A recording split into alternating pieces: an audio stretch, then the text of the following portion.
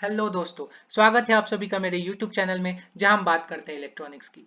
तो digital electronics में हम आगे बढ़ते हैं और इस वीडियो में हम बात करने वाले सेल्फ डुअल फंक्शंस की।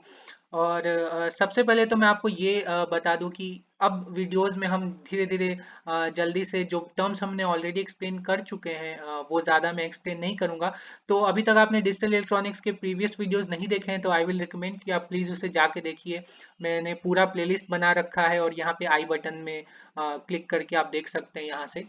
तो इस वीडियो में हम आगे बढ़ते हैं। तो प्रीवियस वीडियो में हमने लास्ट में हमने बात की थी कि ये जो फंक्शन है A B plus B C plus A C उसका डुअल आपको निकालने बोला था मैंने। और कुछ आंसर्स आए थे, मुझे ज्यादा आंसर्स तो नहीं आए, बट आई होप आप सबने सॉल्व किया होगा तो आपको आंसर आ ही गया होगा। तो सिंपली क्या प्रोसीजर है हमारे पास डुअल फंक्शन के लिए कि डॉट को प्लस से रिप्लेस कर दो और प्लस को डॉट से रिप्लेस कर दो। तो ये इस तरह से आ गया ए प्लस बी प्लस सी ए प्लस सी। अब क्या करो, मोस्ट ऑफ द लोग यहीं पे रुक जाते हैं, बट अगर इसको आप फर्दर सॉल्व करोगे, इसको पूरा रीअरेंज करके मल्टीप्लाई वगैरह करके प्रॉपरली, तो ये A B plus B C plus A C आ जाता है जो कि सेम फंक्शन है। तो इसलिए ये जो फंक्शन है इसको हम क्या बोलेंगे, इसको हम बोलेंगे सेल्फ डुअल फंक्शन। मतलब ऐसा ऐसे फंक्शन जिसका डुअल निकालने पे वो खुद ही वो फंक्शन आ जाता है वापस से, तो इसलिए इसको सेल्फ डुअल फंक्शन बोलते हैं। बट ये तो एक छोटा सा एग्जाम्पल था, उसको हम सॉल्व करके इजिली आंसर निकाल पाए। बट बड़े बड़े एग्जाम्पल्स में आप क्या करोगे, और जनरली जो भी डिजिटल इलेक्ट्रॉनिक्स में ना बूलियन अलजेब्रा सॉल्व करना ना कोई एफिशिएंट मेथड नहीं माना जाता है। ठीक है, बूलियन अलजेब्रा समझने के लिए सही है, आपको स्टेप बाय स्टेप नॉलेज देता है, बट उसको सॉल्व करना एक एफिशिएंट मेथड नहीं माना जाता है, एफिशिएंट मेथड। तो उसका प्रोसीजर क्या है, तो ये मैं इस वीडियो में बात करने वाला हूं कि सेल्फ ड्यूअल फंक्शंस निकालते कैसे हैं। तो इसके बेसिकली दो कंडीशंस हैं। तो दो कंडीशंस क्या है सेल्फ ड्यूअल फंक्शन होने के, सबसे पहला कंडीशन है कि वो फंक्शन न्यूट्रल फंक्शन होना चाहिए। अब न्यूट्रल फंक्शन क्या है ये हम आगे देखेंगे। दूसरा कंडीशन क्या है कि no two mutually exclusive terms should be present in the function.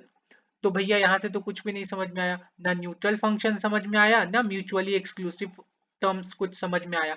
तो दोनों को मैं बारी बारी से बता दूंगा, टेंशन नहीं है। तो न्यूट्रल फंक्शन में क्या होता है कि number of mean terms is equal to number of max terms होता है।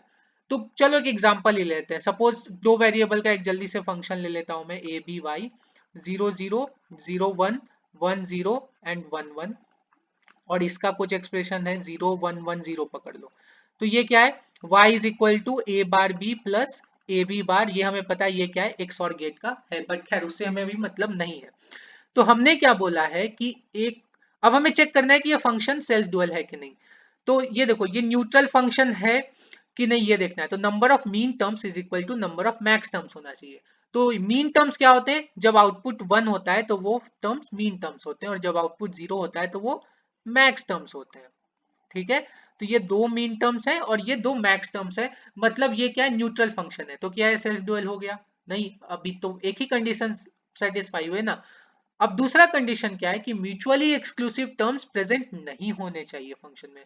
तो म्यूचुअली एक्सक्लूसिव टर्म क्या है, तो यहाँ पे देखो डिफिनेशन लिखा हुआ है, all the literals should not be complement, at least one of the literal should be common. मतलब अब लिटरल क्या है, यहाँ पे हर एक occurrence of the variable is a literal. A bar एक लिटरल है, ए एक लिटरल है, बी लिटरल है, बी बार एक लिटरल है। ठीक है, तो अब यहाँ पे लिखा है कि all the literal should not be complement.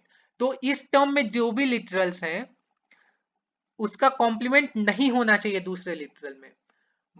But अगर कॉम्प्लीमेंट प्रेजेंट है सारे के सारे तो वो क्या हो जाएंगे, म्यूचुअली एक्सक्लूसिव टर्म हो जाएंगे। म्यूचुअली एक्सक्लूसिव टर्म का मतलब क्या है, एग्जैक्ट जितने भी लिटरल्स हैं उस सारे के कॉम्प्लीमेंट होने चाहिए।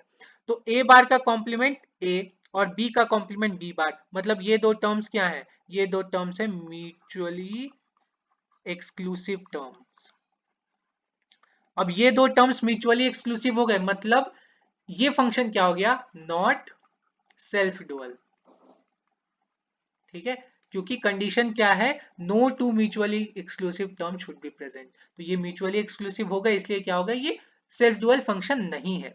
ठीक है, अब हमें पता चल गया कि सेल्फ डुअल फंक्शन कैसे पहचानते हैं। तो अब ये जो एग्जांपल लिया था हमने, इसी को हम वापस से सॉल्व कर देते हैं इस मेथडोलॉजी से। तो हमारे पास फंक्शन क्या है, y is equal to A B plus B C plus A C. अब हमें क्या निकालना है, number of mean terms and maxterms निकालना है। बट इसके लिए क्या चाहिए, ये कैनोनिकल फॉर्म में होना चाहिए। अब कैनोनिकल फॉर्म में ये है क्या, नहीं है, बिकॉज यहाँ पे सारे वेरिएबल सारे टर्म्स में प्रेजेंट नहीं है। यहाँ पे सी मिसिंग है, यहाँ पे ए मिसिंग है, यहाँ पे बी मिसिंग है। तो हम क्या करते हैं, जो भी टर्म मिसिंग है उसे x प्लस एक्स बार से मल्टीप्लाई कर देते हैं। तो यहाँ पे सी प्लस सी बार से मल्टीप्लाई करेंगे, तो ये A B C bar plus A B C. फिर यहाँ पे a प्लस ए बार से मल्टीप्लाई करेंगे, तो a bar B C plus A B C. और यहाँ पे b प्लस बी बार से मल्टीप्लाई करेंगे, तो a bar B A B bar C plus A B C. ठीक है, अब देखो ए बी सी तो ढेर सारी बार आ गया है, तो उसको मैं एक ही बार लिखूंगा, और बाकी सारे टर्म्स को मैं जो भी बचे हुए हैं उसको लिख दूंगा। तो सबसे पहले लिखता हूं मैं A bar B C plus A B bar C plus A B C bar plus A B C. ठीक है, तो अब ये फंक्शन क्या है मेरे पास, ये देखो 0 1 1, तो 0 1 1 मतलब ये क्या है मेरे पास 3। तो अब इसको मैं कैसे लिख सकता हूं, इसका एक तरीका है लिखने का, y is equal to sum of mean terms. ठीक है, सम ऑफ मीन टर्म्स, ये सम है ना मीन टर्म्स का, ये क्या है 0 1 1 3 1 0 1 5 1 1 0 6 और 1 1 1 7। तो ये मेरे पास आ गया सम ऑफ मीन टर्म्स 3 5 6 7, ये एक फंक्शन है। अब मुझे पता करना है कि ये फंक्शन सेल्फ डुअल है कि नहीं है। तो अब इसका सिंपल प्रोसीजर है। तो इसके लिए मैं क्या करता हूं, एक ट्रुथ टेबल इसका बना देता हूं, जो कि मैंने ऑलरेडी बना रखा है। तो यहां पे देखो ये क्या है, A B plus B C plus A C का ट्रुथ टेबल है। और यहाँ पे देखो 3 पे 1 लिखा हुआ है, 5 पे 1 है, 6 7 पे 1 1 है। अब यहाँ पे देखो 4 मीन टर्म्स है, तो बाकी के 4 क्या होंगे, मैक्स टर्म्स होंगे। तो ये क्या हो गया मेरे पास, number of mean terms is equal to number of max terms. यहां से तो आ गया, मतलब ये फंक्शन न्यूट्रल है, तो ये टेंशन नहीं खत्म। अब देखो no two mutually exclusive term should be present. अब सबसे पहले तो हम ये पता करते हैं कि यहाँ पे म्यूचुअली एक्सक्लूसिव टर्म्स हैं कौन कौन से। तो देखो ये 0 0 0 है, उसका पूरा कंप्लीट कॉम्प्लीमेंट क्या होता है 1 1 1। तो मतलब 0 और 7 ये म्यूचुअली एक्सक्लूसिव टर्म्स लिख रहा हूं मैं, म्यूचुअली एक्सक्लूसिव टर्म्स। ये क्या हो जाएंगे 0 एंड 7। सिमिलरली 1 एंड 6 ये भी म्यूचुअली एक्सक्लूसिव है। Similarly 2 and 5 and 3 and 4। तो अब देखो हमारे पास जो एक्सप्रेशन है वो क्या है 3 5 6 7। तो 3 कहां से है, 3 देखो यहां से 3 लिया, यहां से 5 लिया, यहां से 6 लिया और यहां से 7 लिया। तो मतलब ये जो ब्रैकेट में जो दोनों नंबर है, दोनों में से कोई एक ही गया है, यहाँ पे दोनों नहीं गए। अगर दोनों जाते तो क्या होते, म्यूचुअली एक्सक्लूसिव टर्म चले जाते। मतलब ये जो फंक्शन है इसमें कोई भी म्यूचुअली एक्सक्लूसिव टर्म प्रेजेंट नहीं है। मतलब ये क्या है, ये फंक्शन सेल्फ डुअल है। ठीक है, यहां से इजिली जस्टिफाई हो गया, सेल्फ डुअलिटी के लिए जो भी प्रॉपर्टी चाहिए वो सेटिस्फाई करता है। अब बात करते हैं नेक्स्ट टॉपिक में कि नंबर ऑफ सेल्फ डुअल्स कैसे निकालते हैं, number of self dual function. ठीक है, तो number of self dual function क्या होता है कि सपोज ये मेरे पास एक 3 वेरिएबल फंक्शन है। तो 3 वेरिएबल फंक्शन में एक A B plus B C plus A C is an example की एक सेल्फ डुअल है। इसके अलावा भी बहुत सारे सेल्फ डुअल फंक्शन हो सकते हैं। तो वो कैसे हम निकालेंगे for a generalise n variable function, ये हम अब देखेंगे। तो हमारे पास ऑलरेडी 3 वेरिएबल के लिए निकला हुआ है, उसी में थोड़ा बहुत हम जुगाड़ लगाएंगे और निकल जाएगा, सिंपल है। तो अब यहां से हमको ये एग्जांपल देख लेते हैं कि यहां से हमने सबसे पहले क्या किया, हमने क्या किया, म्यूचुअली एक्सक्लूसिव टर्म्स पहले अलग किए। ठीक है, तो उसके पेयर्स बनाए। तो पेयर्स बनाए तो क्या होगा, तो number of pairs of mutually exclusive terms. ठीक है, कितने पेयर्स होंगे म्यूचुअली एक्सक्लूसिव टर्म्स के, तो ये देखो 8 अगर वेरिएबल 8 अगर टर्म्स है तो उसमें 4 पेयर बनेंगे, सिंपल है। तो 8 ये कहां से आया, ये 2 टू द पावर 3 से आया है, 2 टू द पावर 3 से आया है।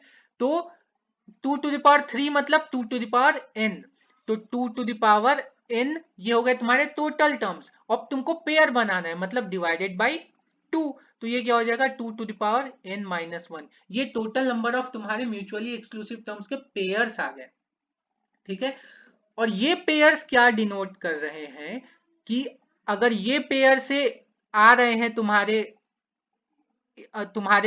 आउटपुट्स, तो ये डिनोट करते हैं कि number of mean terms is equal to number of max terms, मतलब 4 ही आएंगे ना, ठीक है।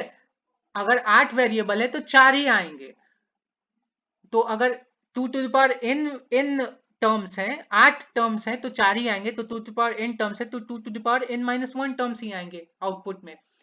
अब देखो यहां पे क्या है, अब इन दोनों में से कोई एक ही आएगा, बिकॉज दोनों नहीं आ सकते हैं, बिकॉज दोनों म्यूचुअली एक्सक्लूसिव टर्म है तो दोनों नहीं आ सकते हैं। तो दोनों में से कोई एक के आने का क्या होता है फॉर्मूला, दो में से एक चुनना है, मतलब 2C1।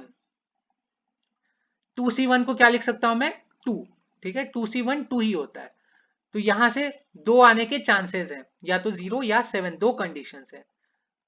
फिर यहां से दो आने के चांसेस है, यहां से दो आने के चांसेस है, और यहां से दो आने के चांसेस है, ठीक है। तो ऐसे कितने हो गए टोटल, 16 हो गए ये तो, ठीक है। यहां से तो सिंपल पता चल गया ये 16 हो गए। अब यहां पे कैसे पता करेंगे, number of self dual, number of self dual function यहां से कैसे पता करेंगे, तो सिमिलरली पेयर बनाएंगे, और पेयर में से पहले पेयर से दो आने के चांसेस रहेंगे, दूसरे से दो आने के, तीसरे से दो आने के, ऐसे कितने पेयर्स रहेंगे, इतने पेयर्स रहेंगे 2⁻n-1 टाइम्स, ठीक है।